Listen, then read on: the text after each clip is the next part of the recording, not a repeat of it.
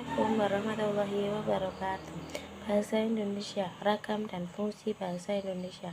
Perkenalkan, nama saya Nafis Aulia Mutiasari dari kelas 1C. Di sini saya akan menjelaskan ragam bahasa Indonesia. Yang pertama, ragam bahasa Indonesia berdasar 1.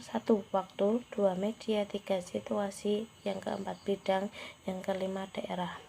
Dan yang kedua berdasar waktu. Berdasar waktu dibagi menjadi 2, yaitu ragam Indonesia lama dan ragam Indonesia baru.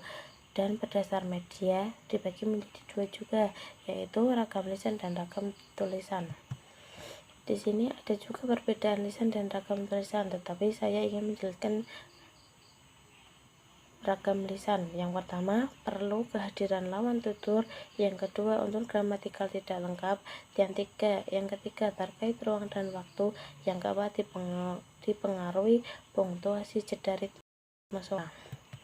Berdasar situasi. Yang pertama, ragam resmi formal ilmiah. Yang kedua, ragam tidak resmi informal. Yang ketiga, ragam akrab atau intim. Yang keempat, ragam konsultatif. Di sini juga ada ragam ilmiah dan ragam non ilmiah. Ragam ilmiah meliputi 1. Ragam dan tulis.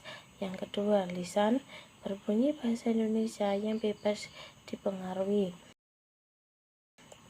Dan yang ketiga, tulis, yaitu digunakan untuk keperluan ilmiah atau akademik.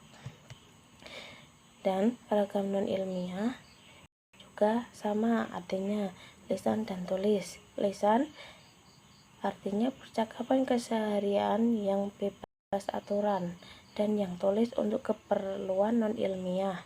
Dan yang kedua, tidak ada aturan ilmiah yang mengikat. Dan yang kedua, fungsi bahasa Indonesia dibagi menjadi 2, yaitu fungsi bahasa Indonesia sebagai bahasa nasional dan fungsi bahasa Indonesia sebagai bahasa Indonesia. Fungsi bahasa Indonesia sebagai bahasa Indonesia nasional yaitu 1. Lambang kebangsaan nasional. Yang kedua, lambang Indonesia nasional. Dan yang ketiga, alat pemersatu berbagai masyarakat.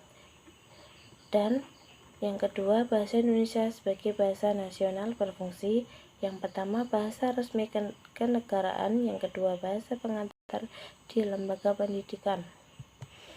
Fungsi lain bahasa Indonesia secara umum.